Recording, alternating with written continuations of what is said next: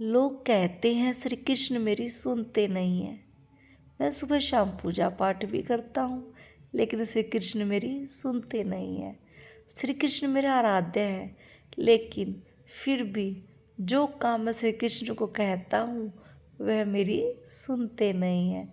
दोस्तों, कभी आपने ये जानने की कोशिश की है कि श्री कृष्ण कैसे हैं? कभी उनसे पूछा है कि आप कैसे हो, आप ठीक हो कि नहीं हो? दोस्तों, यदि श्री कृष्ण आपके आराध्य होते तो आपके मन में ये विचार आता ही नहीं कि श्री कृष्ण आपकी सुनते नहीं हैं। दोस्तों, आज मैं आपको एक ऐसा प्रसंग सुनाने वाली हूँ जिससे आपको आपके सवाल का जवाब मिल जाएगा कि श्री कृष्ण आपकी सुनते हैं या नहीं सुनते। तो प्रसंग को ध्यान से सुनिएगा। हरे कृष्णा दोस्तों, राधे राधे। आपका मेरे YouTube चैनल पर स्वागत है। आशा करती हूँ सब खुश होंगे, मंगल होंगे। दोस्तों, यह जो घटना मैं आपको सुनाने वाली हूँ वैसे तो थोड़ी ज़्यादा पुरानी है, लेकिन एकदम सत्य घटना है। वृंदावन के पास एक गांव में एक धन्ना जाट रहता था, जो कि बहुत ही सादा सा व्यक्ति था। ज़्यादा छल कपट उसको नहीं आता था। तो धन्ना जाट की उम्र अभी कम थी, मतलब धन्ना जाट अभी बालक है। तो धन्ना जाट के घर कुछ साधु महात्मा संत आते हैं वृंदावन से पूजा पाठ करने के लिए। तो धन्ना जाट प्रत्येक प्रतिक्रिया को ध्यान से देखता, प्रत्येक वचनों को ध्यान से सुनता, क्योंकि धन्ना जाट को भक्ति में रुचि थी। धन्ना जाट डेली क्या देखता कि साधु महात्मा अपने साथ दो पत्थर रखते हैं, मतलब दो शालिग्राम रखते हैं, जिनको स्नान कराते हैं, चंदन का तिलक लगाते हैं और बिल्कुल सुंदर बनाकर गद्दी पर बिठा देते हैं। तो धन्ना जाट ये सारी चीज़ें कई दिन तक देखता रहा।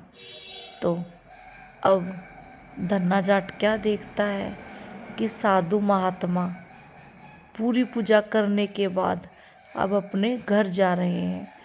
तो धन्ना जाट ने साधु महात्मा के पैरों को पकड़ लिया और कहा कि महात्मा जी, मुझे ये शालिग्राम चाहिए। तो साधु महात्मा ने कहा, बेटा, ये कोई पत्थर नहीं है, इनके बिना हम क्या करेंगे, हमारा क्या काम है फिर? हम साधु महात्माओं के लिए यही सब कुछ है। लेकिन धन्ना जाट बालक जो थे मानते नहीं है। तो धन्ना जाट के माता पिता ने कहा कि साधु महात्माओं, आज आप यहीं रुक जाइए, आप सुबह चले जाना। तो इस बात पर अब साधु महात्माओं ने कहा कि बेटा, हम सुबह तेरे को ये शालिग्राम दे देंगे और फिर हम जाएंगे। तो अब साधु महात्मा को रात भर नींद नहीं आती है और सोचते रहते हैं कि भाई धन्ना जाट तो अब शालिग्राम रख लेगा, फिर बिना प्रभु के हमारा क्या काम है दुनिया में? हम क्या सुनाएंगे लोगों को? इनकी महिमा का गुणगान तभी तो करते हैं जब हमारे साथ प्रभु हैं। तो अब साधु महात्मा की समझ में एक बात आ जाती है। तो साधु महात्मा रात के अंधेरे में बाहर जाते हैं और पत्थर के दो टुकड़े ले आते हैं। सुबह उठकर उनको स्नान करा के चंदन का तिलक लगा के उनको गद्दी पर बिठा देते हैं। अब धन्ना जाट उठ कर आता है और कहता है कि माँ, पापा, साधु महात्मा कहाँ है? तो माता पिता ने कहा, ये रहे साधु महात्मा। तो धन्ना जाट खुश हो जाता है और गद्दी की ओर देखता है कि हाँ, शालिग्राम भी बैठे हैं। तो धन्ना जाट के पास साधु महात्मा आते हैं और कहते हैं, बेटा, एक तो वो शालिग्राम है जो गद्दी पर बैठे हैं, एक वो शालिग्राम जो गद्दी के नीचे रखे हैं, तुझे कौन से वाले चाहिए? साधु महात्मा को पता था धन्ना जाट जो गद्दी पर बैठे हैं वो वाले ही शालिग्राम लेगा। तो धन्ना जाट ने कहा कि महात्मा जो गद्दी पर बैठे हैं मुझे वो वाले शालिग्राम चाहिए। तो अब साधु महात्मा धन्ना जाट को ये शालिग्राम सौंप कर अपने शालिग्राम को लेके चले जाते हैं। अब उसी गांव से कुछ साल के बाद फिर एक परिवार ने साधु महात्माओं को अपने घर पर बुलाया पूजा पाठ करने के लिए। तो धन्ना जाट ने साधु महात्माओं को पहचान लिया और उनके चरण स्पर्श करके कहा कि महात्माओं, आप जो मुझे शालिग्राम दे के गए थे ना, जैसे आप स्नान कराते थे, चंदन का तिलक लगाते थे, मैं भी वैसे ही करता हूँ। तो अब संत महात्मा ने कहा बेटा तू उनको भोजन भी कराता है क्या? तो अब धन्ना जाट ने कहा नहीं महात्मा, मैं भोजन तो नहीं कराता। तो साधु महात्मा ने धन्ना जाट के पेट पर हाथ लगाकर कहा कि तुझे भूख लगती है क्या? धन्ना जाट ने कहा हाँ महात्मा, मुझे तो लगती है। तो अब साधु महात्मा ने कहा जैसे तुझे भूख लगती है ऐसे ही भगवान को भी भूख लगती है, उनको भोजन भी कराया कर। तो अब धन्ना जाट ऐसे ही करने लग गया। अब धीरे धीरे धन्ना जाट जवान हो गया और ऐसे ही प्रतिदिन शालिग्राम को स्नान कराना, चंदन का तिलक लगाना, भोग लगाना, सारा कार्य धन्ना जाट करता रहा। तो अब कुछ समय के बाद फिर साधु महात्मा गांव में आते हैं, लेकिन अब साधु महात्मा बहुत ही ज़्यादा बुजुर्ग हो गए थे। लेकिन धन्ना जाट ने उनको पहचान लिया और कहा कि साधु महात्मा, आपने मुझे पहचाना, मैं वही बालक हूँ जिसको आप 2 शालिग्राम देकर गए थे। मैं उनकी बहुत अच्छे से ख्याल रखता हूँ और उनको समय पर नहलाना, भोग लगाना, सारे कार्य करता हूँ। तो इस बात पर साधु महात्मा थोड़ा सा मुस्कुराते हैं और कहते हैं बेटा वो कोई शालिग्राम नहीं थे, मैंने तुझे 2 पत्थर के टुकड़े दिए थे, लेकिन तू आज तक उनकी सेवा कर रहा है। तो फिर धन्ना जाट कहते हैं नहीं साधु महात्मा, वो कोई आम पत्थर के टुकड़े नहीं थे, वो साक्षात श्री कृष्ण भगवान है। तो साधु महात्मा ने कहा कैसी बात कर रहे हो बेटा, मैंने ही तो दिए थे। तो धन्ना जाट कहता है कि नहीं साधु महात्मा, श्री कृष्ण स्वयं मेरे साथ रहते हैं। तो साधु महात्मा ने कहा मुझे भी दर्शन करने हैं तेरे शालिग्राम के, मुझे भी दर्शन करा श्री कृष्ण के।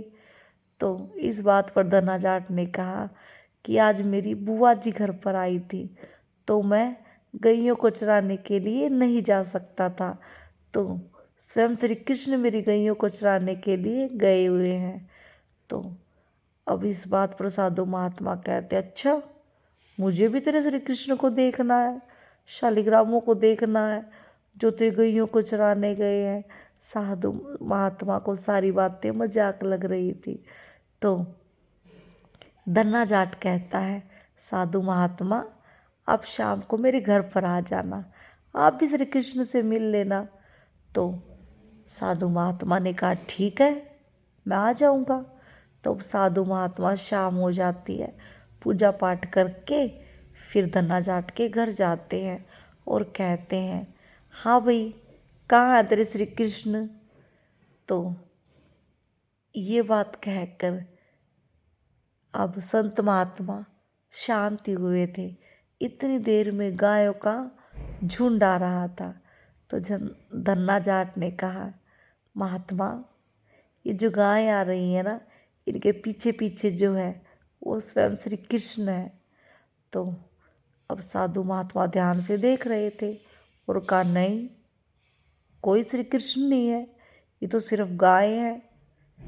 तो धन्ना जाट ने कहा महात्मा ध्यान से देखिए।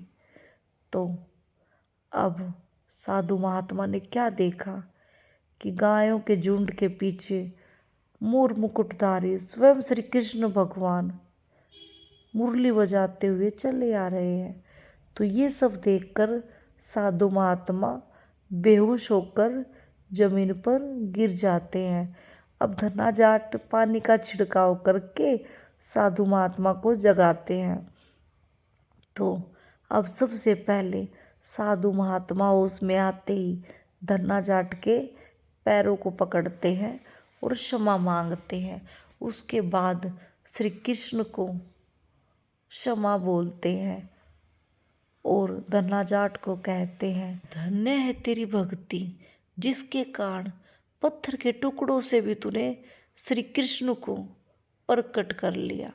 जो कार्य आज तक हम साधु महात्मा भी नहीं कर पाए हैं, तेरे कारण मुझे श्री कृष्ण के दर्शन हुए हैं। मैं धन्य हो गया हूँ, तेरी भक्ति भी धन्य है। तो दोस्तों, मायने ये नहीं रखता है कि आप सुबह शाम प्रभु का नाम ले रहे हो, मायने ये रखता है कि आप कितने प्रेम से ले रहे हो, आप श्री कृष्ण से कितना प्रेम करते हो, आप श्री कृष्ण को कहाँ तक जानते हो कि वो कैसे हैं, वो कैसे नहीं है। यदि आप सच्चा प्रेम करते हो तो श्री कृष्ण भी आपसे सच्चा प्रेम करते हैं।